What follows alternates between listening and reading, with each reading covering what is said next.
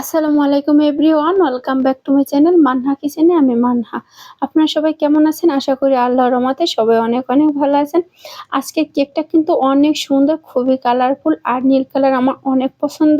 So অনেক cute nice একটি কেকের ডেকোরেশন আজ আপনাদের কাছে শেয়ার করব। সম্পূর্ণ ভিডিওটি দেখবেন। আশা করি আমার সাথেই থাকবেন এবং লাইক দিয়ে কন্টিনিউ করবেন। প্রথমে আমি এখানে কিন্তু হাফ পাউন্ড একটি কেক বানিয়ে নিয়েছিলাম, আর এটা বানিয়েছিলাম আমি 5 ইঞ্চি একটি মোল্ড আর 2টো ডিম দিয়ে।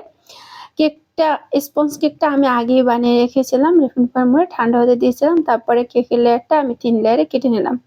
তারপরে এখানে আমি 5 ইঞ্চি মোল্ডে এটা বেক করছিলাম, আর এখানে আমি 8 ইঞ্চি একটি বোর্ড নিয়েছি। 8 ইঞ্চি বোর্ডে প্রথমে একটি ক্রিম দিয়ে তারপরে আমি প্রথম লেয়ারটা বসিয়ে দিলাম। তারপরে এখানে আমি ক্রিম দিয়ে দিলাম, আর এটা ছিল টপিক্যাল ক্রিম। ক্রিমের উপরে আমি দিয়ে দিলাম চকো চিপ দিয়ে আবারও একটি লেয়ার বসিয়ে দিলাম। আর কেকটা কিন্তু অনেক স্পঞ্জ এবং সফট ছিল।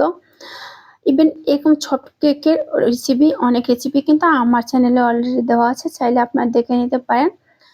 আর এখন ইদানিং আমার একটু বেশি অর্ডার থাকে, কাজের অনেক চাপ, তার সাথে মাদ্রাসার পরীক্ষা, সব মিলিয়ে আমি স্পঞ্জ কেকের ভিডিওগুলো করতে পারি না। আর মোবাইলে অনেক সমস্যা, শুধু ডেকোরেশনটা ভিডিও করি, তাও প্রায় 4-5টা কেকের ডেকোরেশন আমি ভিডিও করতে পারিনি। এরকম একই প্রসেসে আমি প্রত্যেকটা লেয়ার একইভাবে কভার করে নেব। তারপরে অল্প ক্রিম দিয়ে ক্রাম পুডিং করে ফ্রিজে রেখে দেব। আর এই কেকটা অর্ডার করেছিল আমার একটা ছাত্রী, যারা আপনাদেরকে অনেকবারই যারার কথা বলেছে। আর ও আমার কাছ থেকে অনেক কেক নেয়, আর আমার কেকে একটু ভক্ত। ও আর আলিফ এই দুজনই বেশি। আর যারা বার্থডে ছিল এই উপলক্ষে এই কেকটা আমার কাছ থেকে নিয়েছিল।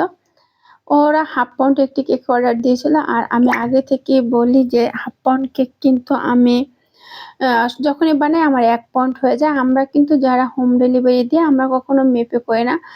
এই কেকটা কিন্তু 1 পাউন্ডের বেশি হয়েছিল।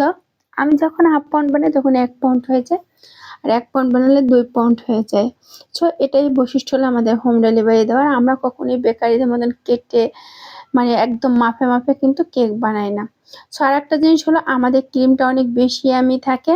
আমার কেকের এতটাই পারফেক্ট ভালো রিভিউ পাই, কারণ হলো আমি একদম ব্লুবেরির কানাডার যে চকলেটটা আছে ওটা ব্যবহার করি। এর সাথে আমি সেরকম বাড়তি কোনো কিছুই মিক্স করি না। চেষ্টা করি একদম শুধুই এই সলিড করে এবং খুব অথেন্টিক ভাবে আর ফ্রেশ মানুষেরকে দেওয়ার জন্য। বাট আমরা যারা হোম ডেলিভারি দিই এরা কিন্তু আসলেই খুব অথেন্টিক এবং খুব কেয়ারফুল ভাবে আমরা কেকগুলো তৈরি করে থাকি। আর এখানে আমি কোনো কিছুই এই চকলেটের সাথে মেলাই না। ব্লুবেরি ডার্ক চকলেট বা মিল্ক চকলেটের সাথে শুধু একটু ক্রিম মিশিয়ে আর সাথে একটু বাটার দিই, যাতে আপনার উপরেরটা খুব সুন্দর দেখতে লাগে। আর কনসিয়াপ দিলেও হয়। কালারের জন্য হয়তো অনেক সময় আমি এখানে একটু বা ফ্লেভারের জন্য আমি একটু চকলেট ইমোশনটা ইউজ করি, বাট এটুকুই, এর থেকে আর কোনো কিছুই না। আর আজকে কেকে আমি এখানে ডার্ক চকলেট আর মিল্ক চকলেট দুটোটা একসাথে মিশিয়ে তার সাথে 1/4 কাপ সরি 3 টেবিল চামচ আমি দিয়েছিলাম ক্রিম দিয়ে এই গানাশটা তৈরি করে নিয়েছিলাম। আসলে গানাশটা অনেক সুন্দরভাবে সেট হয়েছিল। আরেকটা কথা, গরমে চকলেট দিয়ে কাজ করতে অনেক কষ্ট, তাই আমার প্রত্যেক কাস্টমারকে বলি এই গরমে কয়দিন, বেশি গরমে যারা আমার থেকে কেক নিয়েছেন হয়তো কেকটা বেশি নরম এবং অনেকটা চকলেটটা শক্ত হয়নি, তাদেরকে বলবো ক্ষমার দৃষ্টিতে দেখবেন। ইভেন জুলাই আগস্ট এই 2টা মাস কিন্তু প্রচুর গরম পড়ে, আর এই গরমে চকলেটটা মিল্ক হয়ে যায় বেশি, কেকে জমতে চায় না, এটা আপনাদের জানা দরকার। বাট আর সবটাই ঠিক ছিল। আপনারা বলেছেন যে কেকটা ইয়ামি ছিল, আবার আপনার টেস্ট একই ছিল, শুধু একটু নরম ছিল। কারণটা আমি বলছি। সো আপনারা আমার উপর রাগ করবেন না বা মনে অসন্তুষ্ট হবেন না। কেকটা আমি একদম সিম্পল করে বানিয়েছিলাম, আর চকলেট কিছু চকো চিপ দিয়ে উপরেরটা একটু সাজিয়ে নিলাম। এখানে কোনো সুগার বল ইউজ করবো না। নামটা আজকে লেখাটা অনেকটাই সুন্দর হয়েছে, বাট আরো সুন্দর হওয়া দরকার।